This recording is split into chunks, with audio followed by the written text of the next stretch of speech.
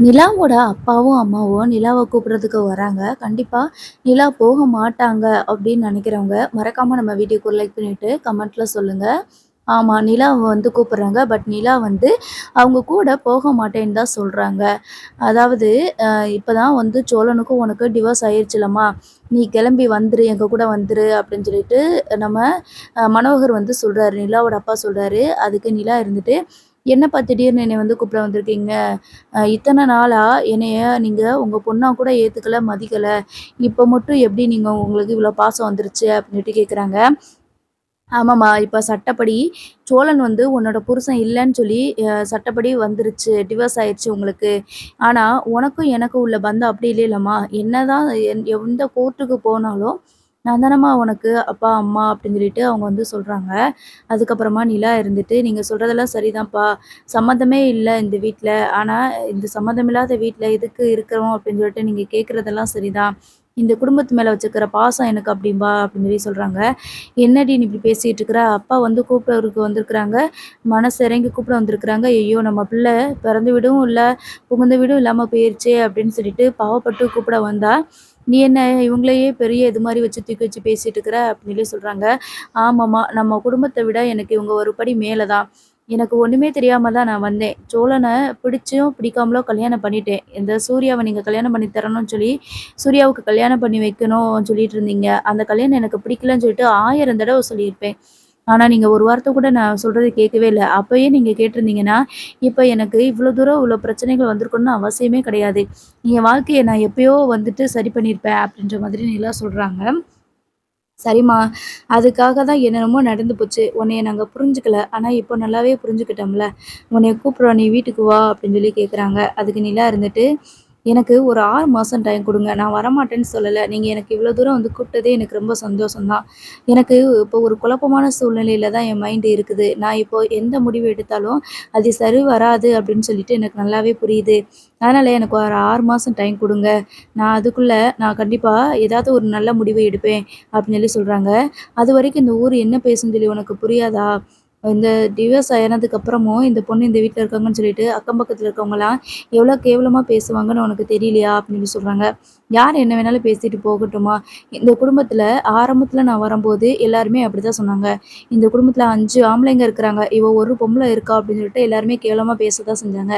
ஆனாலும் எல்லாமே மாறுச்சுல்ல. எனக்கு இந்த குடும்பம் எல்லாருமே வந்து ரொம்ப முக்கியம். என் மேல அவ்ளோ பாசமா இருக்கிறாங்க. கூட பிறக்காத தங்கச்சி நான். ஆனா என்னைய கூட பிறந்த தங்கச்சி மாதிரிட்டு நல்லாவே சேரன வந்து என்னைய பார்த்துக்கிறாங்க.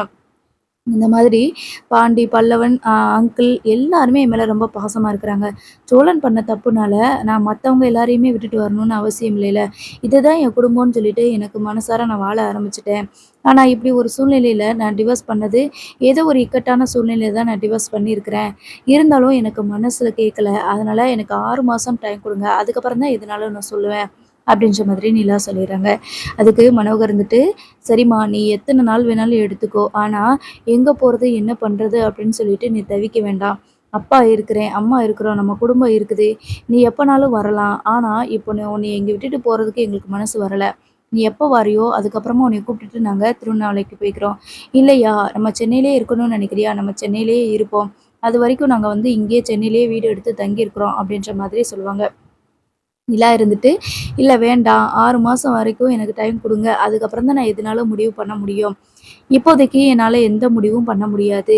இத்தன நாளா என்னைய தேடி வரல நீங்க. நான் நல்லா இருக்கேனா? இல்லையா? உயிரோட இருக்கேனா? இல்லையான்னு சொல்லிட்டு நீங்க எதையுமே வந்து என்கிட்ட வந்து விசாரிக்கல. என்னைய பத்தி தெரிஞ்சுக்கவும் இல்ல. ஆனா, இப்போ திடீர்னு வந்து கூப்பிடுறீங்க அப்படின்னு சொன்ன உடனே, எனக்கு வர்றதுக்கு ஆசையா தான் இருக்குது. ஆனா, நான் வந்து வரமாட்டேன்." அப்படின்ற மாதிரி சொல்லிர்றாங்க. உடனே மனோகரும் வந்துட்டு, "சரி, நீ வா. எப்போ வரேன்னு தோணுதோ அப்போ வா" அப்படின்னு சொல்லிட்டு அங்கேருந்து கிளம்பிர்றாங்க.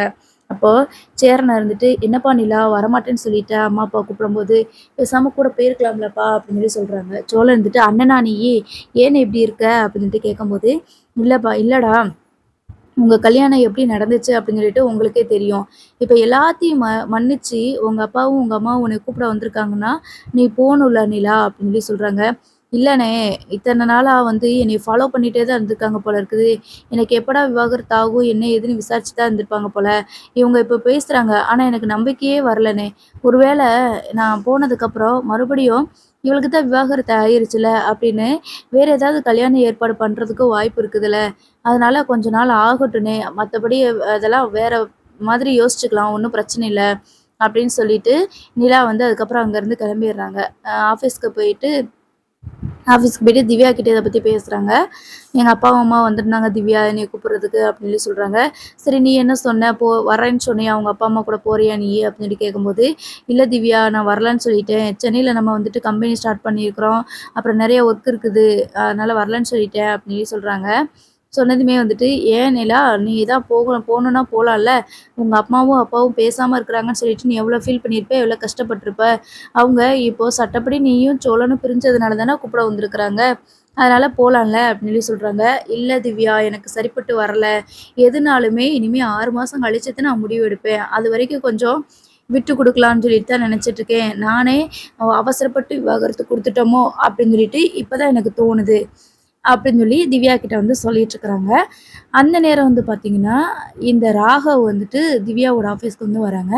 வந்ததுமே திவ்யா இருந்துட்டு, "என்னது இது ராகவ் நம்ம ஆஃபீஸ்க்கு வராங்க" அப்படின்னு சொல்லிட்டு நிலா கிட்ட வந்து சொல்லுவாங்க. "என்னது ராகவ் வராரா? எதுவும் ப்ராஜெக்ட் சொல்லியிருந்தாரா திவ்யா?" அப்படின்னு சொல்லிட்டு கேட்குறாங்க. "அதெல்லாம் இல்லையே நிலா. சரி எதுக்கு வராருன்னு முதல்ல கேட்போம். உள்ள வரட்டும்" அப்படின்னு சொல்லிட்டு வெயிட் பண்ணிட்டு இருக்கும்போது ராகவ் வந்து உள்ள வராரு. வரவும் "வாங்க ராகவ் எப்படி இருக்கீங்க?" அப்படின்னு சொல்லிட்டு திவ்யா வந்து கேட்குறாங்க. "உள்ள வரலாம்ல?" அப்படின்னு சொல்லிட்டு ராகவ் கேட்கும்போது, "இது என்ன இந்த புதுசா கேட்டுட்டு இருக்கிறீங்க ராகவ்? தாராளமா நீங்க உள்ள வரலாம். தயவு செஞ்சு உள்ள வாங்க" அப்படின்னு சொல்லிட்டு கூப்பிடுறாங்க. ராகவ் வந்ததுமே வந்துட்டு, "நிலா எப்படி இருக்க நிலா? நல்லா இருக்கியா?" அப்படின்னு சொல்லிட்டு கேட்குறாங்க. "ம் நல்லா இருக்கேன்" அப்படின்னு மட்டும் நிலா சொல்லிட்டு அந்த பக்கம் முகத்த திருப்பிக்கிறாங்க. அதுக்கப்புறமா, "இல்ல நீங்க கம்பெனிலேருந்து வந்துட்டீங்க. இருந்தாலும் ஒரு சில ப்ராஜெக்ட்லாம் வந்து உங்களுக்கு குடுக்கலான்னு நான் நெனச்சுக்கிட்டு இருக்கேன்" அப்படின்னு சொல்லி சொல்லுவாங்க. உடனே திவ்யா இருந்துட்டு, "அது எப்படி ராகவ்? நீங்க வந்து அவ்ளோ பெரிய கம்பெனி வச்சிருக்கிறீங்க. டெவலப் பண்ணிட்டுருக்கிறீங்க. உங்களுக்கு வர ப்ராஜெக்ட்ட நீங்க எப்படி எங்களுக்கு குடுக்கலான்னு நெனைக்கிறீங்க?" அப்படின்னு சொல்லும்போது, "இல்ல நீங்களும் என்னைய மாதிரி டெவலப் பண்ணிட்டு தானே வரீங்க. ஸோ என்னைய மாதிரி ஒரு சிலர் வந்துட்டு உங்களுக்கு ஆர்டர் குடுத்தாங்க அப்படின்னா, இன்னமும் நெறைய பிக்கப் பண்ணுவீங்கள்ல. அதனால தான் ஆர்டர் குடுக்கலான்னு சொல்லிட்டு வந்தேன்." அப்படின்னு சொல்லி சொல்லுவாங்க. "ஓ! அப்படியா? ரொம்ப தேங்க்ஸ் ராகவ். ஏற்கனவே ஒரு 2 ப்ராஜெக்ட் போயிட்டுருக்கு. நான் இத பத்தி நீங்க வந்துட்டு நிலா கிட்ட பேசுறீங்களா?" அப்படின்னு சொல்லி சொல்றாங்க. உடனே நிலா இருந்துட்டு, "என்ன திவ்யா, இல்ல திவ்யா நமக்கு 2 ப்ராஜெக்ட் இருக்குல்ல அத பண்ணுவோம்" அப்படின்னு சொல்லி சொல்லும்போது, "இல்ல ஏற்கனவே நம்ம கம்பெனில நிலா வந்து ரொம்ப சூப்பரா வந்து பெரிய ப்ராஜெக்ட் ஒண்ணு சக்சஸ்ஃபுல்லா பண்ணி முடிச்சாங்க. அதே மாதிரி இன்னொரு ப்ராஜெக்ட் ஒண்ணு வந்திருக்குது. அதுக்கு நீங்க வந்து ப்ராஜெக்ட்டுக்கு டிசைன் பண்ணி குடுத்தீங்க அப்படின்னா, அதுல உங்களுக்கு வந்து 3% வந்து கமிஷன் குடுக்குறேன்" அப்படின்ற மாதிரி சொல்லுவாங்க. அதுக்கு நிலா இருந்துட்டு, "இல்ல அந்த மாதிரிலாம் என்னால எதுவும் பண்ண முடியாது. அப்படி ஒரு நல்ல ப்ராஜெக்ட் பண்ணதுக்கு, நீங்க எனக்கு எந்த ஒரு சர்டிஃபிகேட்டுமே இஷ்யூ பண்ணல. எக்ஸ்பீரியன்ஸ் சர்டிஃபிகேட் கூட குடுக்கல. அதனால நான் மறுபடியும் எவ்வளோ கஷ்டப்பட்டேங்கிறது எனக்கு தான் தெரியும். இப்ப நாங்க ஒரு கம்பெனில ஸ்டார்ட் பண்ணி, அந்த கம்பெனில நல்லபடியா ஒர்க் பண்ணிட்டுருக்கும்போது, மறுபடியும் நீங்க ப்ராஜெக்ட் பண்ணி குடுன்னு சொல்லிட்டு தூக்கிட்டு வர்றீங்க. இதனால எனக்கு என்ன யூஸ் இருக்குது?" அப்படின்னு சொல்லிட்டு நிலா வந்து கேட்குறாங்க. "அதான் நான் சொன்னேன்ல, உங்க கம்பெனியோட டெவலப்மெண்ட்டுக்கு நான் குடுக்குற பணம் வந்து உங்களுக்கு யூஸ்ஃபுல்லா இருக்கும். நீங்க என் கூட வந்துட்டு நீங்க என்னோட கம்பெனி கூட டை அப் வச்சுக்கிட்டீங்க அப்படின்னா, நெறைய ப்ராஜெக்ட் இந்த மாரி குடுப்பேன் அப்படின்ற மாதிரி சொல்லிட்டு இருக்காங்க. அப்ப திவ்யா இருந்துட்டு, "கொஞ்சம் நல்லது தானே நிலா. நம்ம என்ன பண்ண போறோம்? நம்மளோட கம்பெனிக்காக தானே நம்ம ஒர்க் பண்ண போறோம். நம்ம கம்பெனில தானே நம்ம இந்த ப்ராஜெக்ட்ட பண்ணி குடுக்க போறோம். அப்ப நம்ம பேர் தானே வரும்.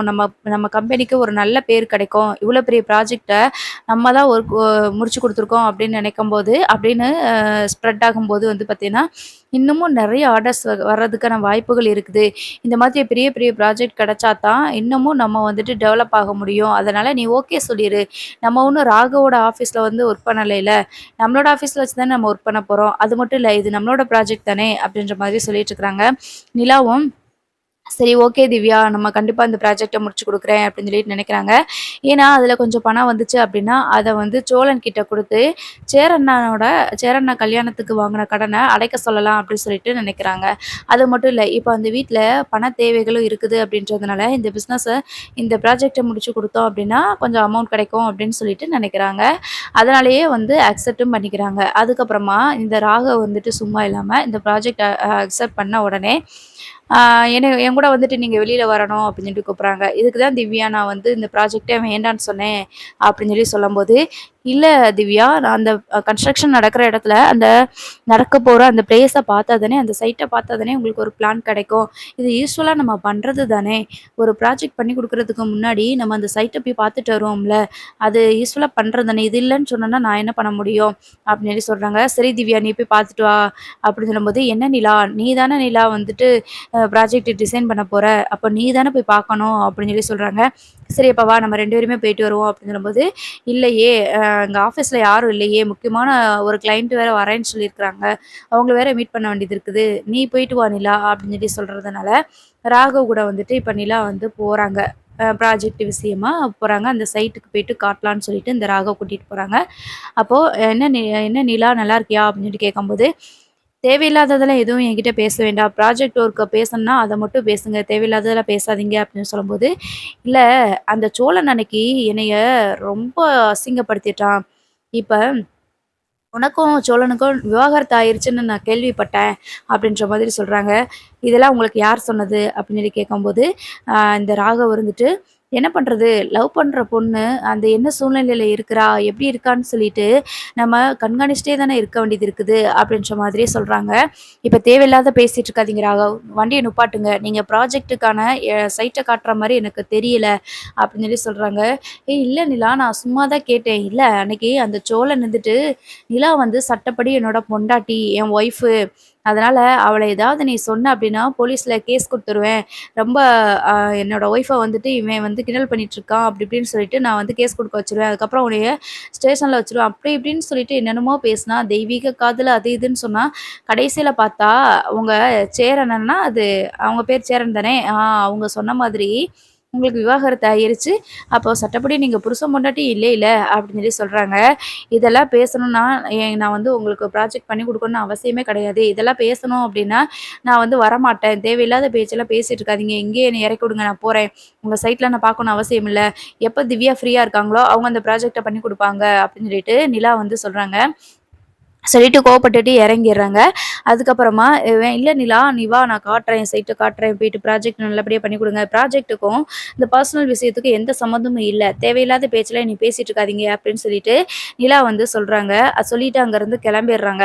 அதுக்கப்புறமா நேரா வீட்டுக்கு போறாங்க. வீட்டுக்கு போனதுமே வந்துட்டு ரொம்ப கோவத்தோட இருக்கும்போது சேரனா இருந்துட்டு, "என்னாச்சு நிலா? ஏன் கோவத்துல இருக்கிற? அம்மா, அப்பா எதுவும் வந்தாங்களா? பேசுனாங்களா?"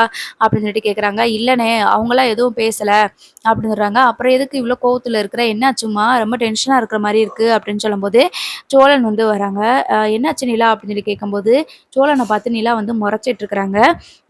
என்னாச்சுன்னு சொல்லி கேட்டா, "நீ சொல்ல மாட்டேங்கிற. சரி இரு, நான் உனக்கு காஃபி ஏதாவது போட்டு குடுக்கட்டா? டென்ஷனா இருக்கிற? ஒர்க்ல எதுவும் ப்ரெஷரா?" அப்படின்னு சொல்லி கேட்கும்போது, "ஆமாண்ணே, ஒர்க்ல தான் கொஞ்சம் டென்ஷனு." அப்படின்னு சொல்லி சொல்லிட்டு இருக்கிறாங்க. அப்போ நம்ம சேரன் வந்துட்டு, "சரிம்மா பரவால்ல டென்ஷனா கொஞ்சம் ரிலாக்ஸ் ஆகு. சரி நான் உனக்கு காஃபி போட்டு கொண்டு வரேன். மதியம் சாப்பிட்டியா?" அப்படின்னு சொல்லி கேட்குறாங்க. "இல்லண்ணே சாப்பிடல. எனக்கு கொஞ்சம் வேலை இருந்துச்சு வெளியில. அதனால தானே சாப்பிடல." அப்படின்ற மாதிரி சொல்லிட்டு இருக்கும்போது, திவ்யா வந்துட்டு வராங்க. வந்துட்டு, "என்ன நிலா, நீ அந்த சைட்ட பார்க்கவே இல்லையாம்ல? நான் ஃபோன் பண்ணாலும் எடுக்க மாட்ற. என்னாச்சு? ஃபோன் போட்டாலும் எடுக்க மாட்டேங்கிற. என்னாச்சு நிலா?" அப்படின்னு சொல்லி கேட்குறாங்க. "நான் தான் சொன்னேன்ல, அந்த ராகு கூட நமக்கு ப்ராஜெக்ட் வேணான்னு." அப்படின்னு சொல்லி சொல்றாங்க.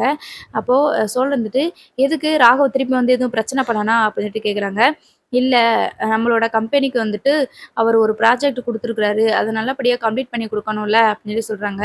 "அ என்னம்மா என்னாச்சு நிலா? எனக்கு ஒண்ணும் புரியல." அப்படின்னு சொல்லி கேட்கும்போது, அந்த நிலா இருந்துட்டு அதுக்கு பதில் சொல்றாங்க, "அந்த ராகவ் வந்துட்டு ஒரு ப்ராஜெக்ட் குடுத்தானே, ஏற்கனவே அவனோட கம்பெனில வந்துட்டு ஒரு பெரிய ப்ராஜெக்ட் நானு பண்ணி குடுத்ததுனால, இதுக்கும் மறுபடியும் எனக்கு டிசைன் பண்ணி குடுங்க. நான் உங்களுக்கு வந்துட்டு ஷேர் குடுக்குறேன்." அப்படின்ற மாதிரி சொல்லி சொன்னா. சரின்னு சொல்லிட்டு நானும் அதுக்கு ஒத்துக்கிட்டோம். சரி கம்பெனியோட வளர்ச்சிக்கு அது தேவைப்படுமேன்னு சொல்லிட்டு. ஆனா, அவன் தேவையில்லாத கேள்வியெல்லாம் என்கிட்ட கேட்டுட்டு இருக்கிறான் அப்படின்னு சொல்லி சொல்றாங்க. திவ்யா இருந்துட்டு, "என்னாச்சு நிலா? என்ன கேட்டாரு ராகவ்?" அப்படின்னு சொல்லி சொல்லும்போது, "பர்சனல் விஷயத்துலலாம் தலையிட்டுட்டு இருக்கிறான். எனக்கும் சோழனுக்கும் டிவோர்ஸ் ஆயிருச்சு. எப்படி உங்களுக்கு அதுக்கப்புறமா இப்ப நீ சட்டப்படி சோழனோட பொண்டாட்டி கிடையாது. அதனால இப்ப நான் உன்னைய லவ் பண்ணலாம்ல." அப்படி இப்படின்னு சொல்லிட்டு ரொம்ப பேசிட்டு இருக்கிறான் அப்படின்னு சொல்லிட்டு நிலா வந்து சொல்லுவாங்க. சோழனுக்கு வந்துட்டு பயங்கரமா கோவம் வரும். அந்த ராகவ் வந்து என்கிட்ட வாங்கின அடியெல்லாம் பத்தல போல இருக்குது. அவன சும்மாவே விடமாட்டேன் அப்படின்னு சொல்லிட்டு இருக்கும்போது, நிலா இருந்துட்டு கொஞ்சம் வாய மூடிட்டு பேசாம இருக்கிறீங்களா? அவன் சொன்னதுல என்ன தப்பு இருக்குது? ராகவ் சொன்னதுல என்ன தப்பு இருக்குது? சட்டப்படி நான் வந்து உங்க பொண்டாட்டி கிடையாதுல்ல. இப்ப போய் நீங்க இந்த ராகவ் கூட பிரச்சனை பண்ணீங்க அப்படின்னா, அவன் உங்கள தான் தூக்கி கேஸ் குடுத்து உள்ள வப்பான். அது தெரியும்ல உங்களுக்கு. போலீஸ் ஸ்டேஷன்ல உங்கள உங்கள உட்கார வைக்க போறான் அப்படின்னு சொல்லிட்டு நிலா வந்து சொல்றாங்க. எது வேணாலும் இருக்கட்டும். உங்ககிட்ட மறுபடியும் அவன் எதுக்கு வம்பு இழுக்குறான்? அப்படிலாம் வம்பு இழுக்க விட மாட்டேன் நானு." அப்படின்னு சொல்லி சொல்றாங்க. "எப்படி? நிலா என் பொண்டாட்டி. நீ வந்து இப்படி பேசக்கூடாது அப்படின்னு உங்களால போய் சொல்ல முடியுமா? முடியாதுல்ல. உங்க வேலை ஏதோ அத மட்டும் பாருங்க. எனக்கு வர்ற பிரச்சனைகள இனிமே நானே பார்த்துக்கிறேன். இப்பதான் உங்களுக்கும் எனக்கும் எந்த சம்மந்தம் இல்லன்னு ஆயிருச்சுல. அப்புறம் எதுக்கு தேவையில்லாம என் விஷயத்துல நீங்க தலையிட்டுட்டு இருக்கிறீங்க?" அப்படின்னு சொல்லி சொல்றாங்க. சேரன் இருந்துட்டு, "நான் வேணா அந்த ராகவ் சார் கிட்ட போயிட்டு பேசட்டுமா நிலா?" அப்படின்னு சொல்லி சொல்றாங்க. "வேண்டாண்ணே. அவன் வந்து நம்ம யாரு என்ன சொன்னாலும் திருந்த போறது கிடையாது. தேவையில்லாம இப்படி பேசிக்கிட்டு தான் இருப்பான். இப்போ எனக்கு டிவோர்ஸ் ஆனது அவனுக்கு இன்னும் கொஞ்சம் வசதியா போச்சு. அதனால தேவையில்லாம ஏதாவது பேசிக்கிட்டே இருப்பான். நான் பார்த்துக்கிறேனே இந்த பிரச்சனைய." அப்படின்ற மாதிரி நிலா சொல்லுவாங்க திவ்யா கிட்ட. சரி திவ்யா இருந்துட்டு, "சாரி நிலா, இந்த ப்ராஜெக்ட் முடிஞ்சா பண்ணுவோம். இல்லன்னா வேணான்னு சொல்லிருமா?" அப்படின்னு சொல்லி சொல்றாங்க. இல்ல திவ்யா, நம்ம இந்த ப்ராஜெக்ட் பண்ணா நீங்க சொன்ன மாதிரி நம்ம கம்பெனியோட வளர்ச்சிக்கு இது ஒரு பேஸா இருக்கும். அதனால இருக்கட்டும்." அப்படின்ற மாதிரி அவங்க சொல்லிர்றாங்க. ஸோ பார்ப்போம் அடுத்து என்ன நடக்குதுன்னு.